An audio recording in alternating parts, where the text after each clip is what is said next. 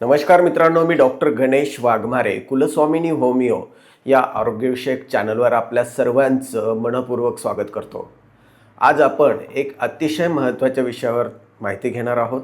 हातपाय दुखणे आणि पायाच्या पोटऱ्या दुखणे या विषयावरती. मित्रांनो, हा त्रास फक्त वयस्करच लोकांना होतो असं नाही, तर तरुण महिलांमध्ये, मधुमेही रुग्णांमध्ये, जास्त वेळ उभे राहणारे किंवा बसून काम करणारे यांनाही हा त्रास होऊ शकतो. मित्रांनो, या व्हिडिओमध्ये आपण जाणून घेणार आहोत की हातपायाच्या पोटऱ्या आणि हातपाय नेमके का दुखतात, यामागे कोणते कारणं असू शकतात आणि आपण कोणत्या वेळेला डॉक्टरांचा सल्ला घेणं महत्त्वाचं असतं, यावरती कोणते घरगुती उपाय आहेत, तसेच होमिओपॅथी उपचार कोणते आहेत हे देखील आपण जाणून घेणार आहोत. चला तर व्हिडिओ सुरू करूयात. हातपाय आणि पायाच्या पोटऱ्या दुखण्याचे कोणते कारणं आहेत ते बघूयात. सर्वात पहिलं कारण आहे स्नायूंचा अतिवापर. जास्त चालणं, जास्त धावणं, व्यायाम किंवा दिवसभर उभं राहणं यामुळं स्नायूंवरती ताण येतो, परिणामी पाय दुखतात. महत्त्वाचं दुसरं कारण आहे व्हिटॅमिन डीची कमतरता, व्हिटॅमिन B12ची कमतरता, कॅल्शियमची कमतरता, तसंच मॅग्नेशियमची कमतरता.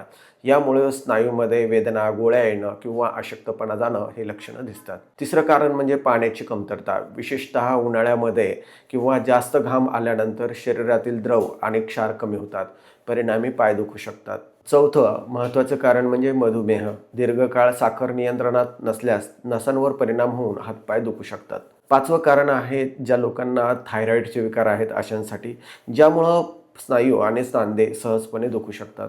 तसंच रक्ताभिसरणामध्ये काही समस्या आहेत, व्हेरिकोज व्हेन्स आहेत, संधिवात आहे, कंबर किंवा मानेची नस दबणं हे देखील कारण असू शकतं.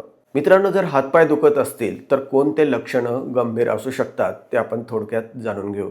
जर वेदनेसोबत खालील लक्षणं तुम्हाला दिसत असतील तर त्वरित डॉक्टरांचा सल्ला घेणं अतिशय महत्त्वाचं असतं. यामध्ये पहिलं लक्षण आहे हातपाय सुजणं. दुसरं लक्षण आहे हातपाय लाल होणं किंवा हातपाय खूप उष्ण होणं, हे एक महत्त्वाचे लक्षण आहे. चालता न येणं, अचानक तीव्र वेदना होणं, हातपाय बधीर होणं, वेदना जास्त होणं किंवा तापासोबत वेदना होणं ही लक्षणं असतात. त्यावेळेला डॉक्टरांचा सल्ला घ्या. घरच्या घरी कोणते उपाय करू शकतो ते आपण बघूया.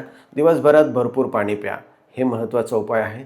कॅल्शियम, प्रथिनं आणि हिरव्या पालेभाज्या, दूध, दही, तीळ, सुकामेवा यांचा आहारामध्ये समावेश करा. यामुळे तुमची पाय दुखण्याची समस्या कमी होऊ शकते. रोज 20 ते 30 मिनिटं चालणं सुरू करा.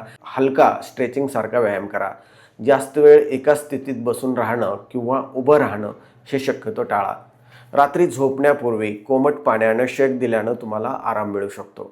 हातपाय दुखणं किंवा पायाच्या पोटऱ्या दुखणं यासाठी होमिओपॅथीमध्ये औषध फक्त वेदना कुठे आहे यावर नाही, तर वेदनेचं स्वरूप काय आहे, कारण काय आहे, कोणत्या कारणांनी त्रास वाढतो, इतर त्याची लक्षणं काय आहे, शरीराची प्रकृती काय, हे सगळं बघून औषधी निवडल्या जातात. म्हणून शक्यतो औषधं मनानं घेऊ नये.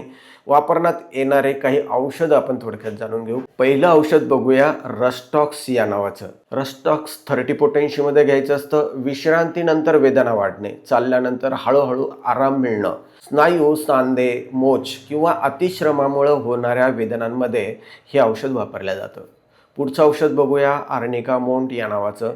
काही दुखापत झाली असेल, मार लागला असेल, जास्त श्रम केल्यानंतर स्नायू दुखत असतील किंवा शरीराला अचानक काही ठेच लागली असेल तर अशा वेळेला देखील हे औषध वापरलं जातं. पुढचं औषध आहे रूटा 30 या नावाचं. स्नायू, टेंडॉन्स किंवा लिगामेंटवरती ताण आल्यानंतर ज्या वेदना होतात अशा वेदनांमध्ये वापरलं जाणारं हे औषध आहे. हे औषधसुद्धा 30 पोटेन्शीमध्ये घ्यायचं असतं. पुढचं औषध आहे मॅकफॉस नावाचं. पायांना गोळे येत असतील, आकडीसारख्या वेदना होत असेल, ऊब दिल्यानंतर तुम्हाला आराम वाटत असेल तर हे औषध वापरलं जातं.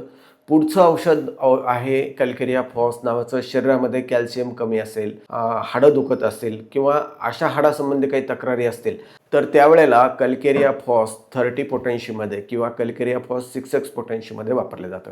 पुढचं औषध बघूया, हायपेरिकम नावाचं. नसांशी संबंधित वेदना असतील किंवा नसांच्या दुखापतीनंतर वेदना होत असतील तर अशा वेळेला हायपेरिकम हे औषध वापरलं जातं. पाय दुखण्याच्या किंवा पोटऱ्या दुखण्याच्या त्रासापासून सहजपणे मुक्तता मिळू शकते. चला तर मित्रांनो, हा व्हिडिओ आवडला असेल तर खाली कॉमेंट करा. तुमच्या काही समस्या असतील तर आम्हाला लिहून पाठवा. मित्रांनो, हा व्हिडिओ आवडला असेल तर जास्तीत जास्त लोकांपर्यंत शेअर करा. चॅनलवर नवीन असाल तर आत्ताच चॅनलला सबस्क्राईब करा. धन्यवाद. जय हिंद, जय महाराष्ट्र.